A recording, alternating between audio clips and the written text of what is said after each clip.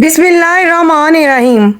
عاشورہ کا دن تھا۔ گرم تپتے ہوئے میدان کربلا میں ایک طرف مظلوم حسین ابن علی اپنے ساتھیوں کے ساتھ کھڑے تھے اور دوسری طرف یزیدی لشکر تھا۔ ان کا سردار 1000 سپاہیوں کی کمان سنبھالے امام حسین کے سامنے کھڑا تھا۔ اچانک اس یزیدی لشکر کا سپہ سالار آہستہ آہستہ امام حسین کی طرف بڑھتا ہے اور اپنی رفتار سست کر دیتا ہے۔ یزیدی لشکر میں موجود سپاہی اسے دیکھ رہے تھے اور حیرت زدہ ہو رہے تھے کہ ہمارا سپہ سالار دشمن کے خیمے میں کیوں جا رہا ہے۔ سپہ سالار امام حسین کے قریب جاتا ہے، گھوڑے سے اترتا ہے اور قریب جا کر ہتھیار پھینک دیتا ہے اور اپنے گھٹنے ٹیک کر زمین پر خود کو گرا دیتا ہے اور روتے ہوئے امام حسین سے معافی مانگتا ہے۔ یزیدی لشکر سے نکل کر امام حسین کے ساتھ منسلک ہونے والا یہ جرأت مند سپاہی کون تھا اور میدان کربلا میں امام حسین کا حمایتی کیسے بن گیا؟ ناظرین، آج کی اس ویڈیو میں ہم اس واقعے کی تفصیل بتائیں گے، لہٰذا ویڈیو کا اینڈ تک لازمی ملاحظہ فرمائیے۔ ویڈیو کو لائک کر کے چینل کو سبسکرائب کر دیجیے۔ عین جنگ کے موقع پر توبہ کر کے امام حسین کے ساتھیوں میں شامل ہونے والے اس شخص کا نام حر ابن یزید ریاحی تھا۔ واقعہ کربلا میں حر کا کردار سب سے منفرد ہے کیونکہ حر ابن یزید ریاحی حق کی تلاش کرنے والوں، گنہگاروں اور خطا کاروں کا امام ہے، جس نے اہم موقع پر توبہ کی اور جام شہادت نوش کیا۔ جناب حر عرب کے معروف قبیلہ بنو تمیم سے تعلق رکھتا تھا۔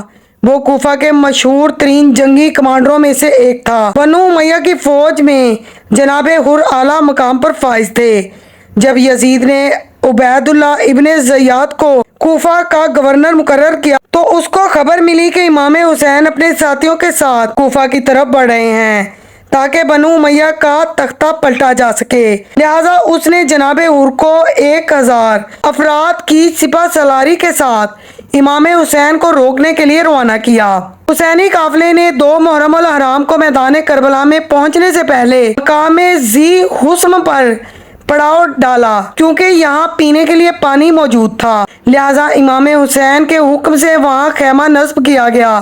جب حر اپنے لشکر کے ساتھ وہاں پہنچے تو دیکھا کہ پانی پر ان کے پہنچنے سے قبل ہی امام حسین قبضہ کر چکے ہیں۔ وہ اپنے سپاہیوں کے ساتھ خیمے کے آگے کھڑا ہو گیا۔ سپاہیوں نے نیزے لے کر صف بنا لیا کیونکہ جناب حر اور ان کا لشکر عراق سے لمبے سفر کے بعد یہاں پہنچے تھے، لہٰذا وہ پیاس کی شدت سے پریشان ہو رہے تھے۔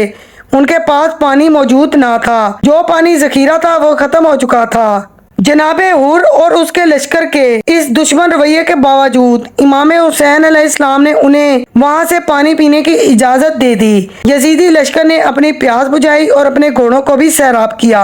امام حسین کے اس اعلیٰ اخلاق سے جناب حر بہت متاثر ہوئے، لہٰذا جب ظہر کا وقت ہوا تو حر نے امام حسین سے درخواست کی کہ وہ آپ کے پیچھے نماز ادا کریں گے۔ نماز سے فارغ ہو کر حر امام حسین کی خدمت میں آئے اور آپ سے یہاں آنے کا مقصد دریافت کیا۔ امام حسین نے فرمایا، میں کوفیوں کے بھیجے ہوئے خطوط کی وجہ سے یہاں آیا ہوں، وہ حکومت سے بیزار اور پریشان ہیں۔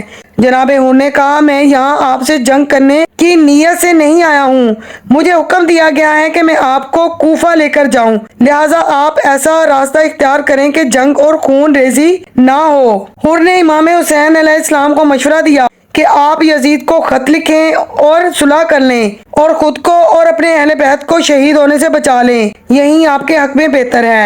امام نے جواب دیا کہ خدا کی راہ میں کوئی موت کا ڈر اور خوف نہیں ہے۔ ان کا لشکر حضرت امام حسین علیہ السلام کے ساتھ ساتھ کربلا کی طرف چلنے لگے اور جب موقع ملتا جناب حر امام حسین علیہ السلام کے پاس آ کر یہ مشورہ دیتے کہ خدا کے لیے آپ مدینے واپس چلے جائیں ورنہ آپ کا شہید ہونا یقینی ہے۔ اسی دوران حر کو عبید اللہ ابن زیاد کا خط ملتا ہے کہ حسین اور اس کے ساتھیوں کو روک کر ایک کھلے میدان میں ٹھہراؤ جہاں نہ پانی ہو نہ ہی محفوظ مقام۔ عبید اللہ ابن زیاد نے عمر سعد اور شمر کی سربراہی میں مزید 20,000 لشکر بھیجا اور انہیں لکھ کر دیا کہ امام کے ساتھ سختی کرو اور انہیں یزید کی بیعت کرنے پر مجبور کرو۔ اگر وہ راضی نہ ہو تو ان سے جنگ کرو اور ان کے قافلے پر پانی بند کر دو۔ حسینی قافلے پر 7 محرم سے پانی کا سلسلہ بند کر دیا گیا۔ عاشورہ کی رات آ پہنچی۔ اس رات جناب حر پریشان اور بے چین تھے۔ آپ کے دل میں بار بار یہ خیال آ رہا تھا، میں نے کیا کیا؟ میں نے فاطمہ تو زہرا کے بیٹے کو کس مقام پر پہنچا دیا؟ جناب حر کا ضمیر بار بار انہیں ملامت کر رہا تھا۔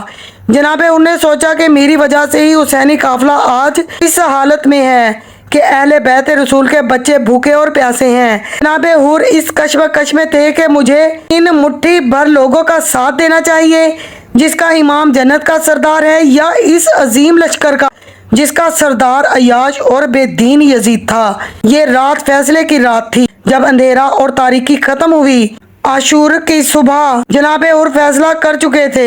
جناب حر اپنے گھوڑے پر سوار ہوئے اور مخالف سمت کی طرف جانے لگے۔ روایت میں آتا ہے کہ ابن حرس نے کہا، حر کیا پریشانی ہے؟ خدا کی قسم میں تمہیں اس فوج کا سب سے بہادر سپہ سالار سمجھتا ہوں، لیکن تم ہو کہ پریشانی اور پریشانی میں مبتلا ہو۔ حر نے جواب دیا، میں خود کو جنت اور جہنم کے بیچ دیکھتا ہوں، مجھے کسی ایک راستے کا انتخاب کرنا ہے۔ حر لشکر لے کر حسینی خیمے کی طرف بڑھے۔ آپ کے ساتھ آپ کا بیٹا اور غلام بھی تھا۔ وہ آہستہ آہستہ چلتے ہوئے امام حسین کے خیمے کے پاس پہنچے۔ حر نے وہاں پہنچ کر ہتھیار پھینک دیے اور اپنے گھٹنے زمین پر ٹیک دیے، زمین پر خود کو گرا دیا اور زاروں قطار روتے ہوئے امام حسین سے معافی مانگنے لگے۔ جناب حر نے کہا، اے میرے آقا، میں ہی ہوں جس نے آپ کا راستہ روکا تھا، کیا میرے لیے کوئی سزا ہے؟ امام نے حر کو اپنے بازوؤں میں سمیٹ لیا اور فرمایا، حر میں نے تمہیں معاف کیا اور میں یقین دلاتا ہوں کہ میرے بابا بھی تمہیں معاف کر دیں گے۔ یزیدی فوج میں کوہرام برپا ہو گیا کہ جناب حر حسین کے قافلے میں جا ملے ہیں، لہٰذا جناب حر لشکر یزیدی کو چھوڑ کر اہل بیت رسول سے منسلک ہو گئے۔ توبہ کرنے کے بعد جناب حر نے امام حسین سے اجازت مانگی کہ وہ میدان میں اترنا چاہتے ہیں، لہٰذا امام حسین علیہ السلام نے انہیں جنگ کی اجازت دے دی۔ حر نے بڑی بہادری سے جنگ کی، ان کا گھوڑا زخمی ہو گیا، ان کے کانوں اور پیشانی سے خون جاری تھا، لیکن وہ مسلسل دشمن پر حملہ کر رہے تھے۔ آخر کار یزیدی لشکر نے ان پر حملہ کر دیا اور انہیں شہید کر دیا۔ جب امام حسین علیہ السلام کے ساتھیوں نے حر کے جنازے کو امام حسین کے سامنے پیش کیا تو آپ میت کے سرہانے بیٹھ کر ان کی پیشانی سے خون کو صاف کرنے لگے اور فرمانے لگے، حر تم اسی طرح آزاد ہو جیسا تمہاری ماں نے تمہارا نام حر رکھا تھا، بلکہ تم دنیا اور آخرت میں بھی آزاد ہو۔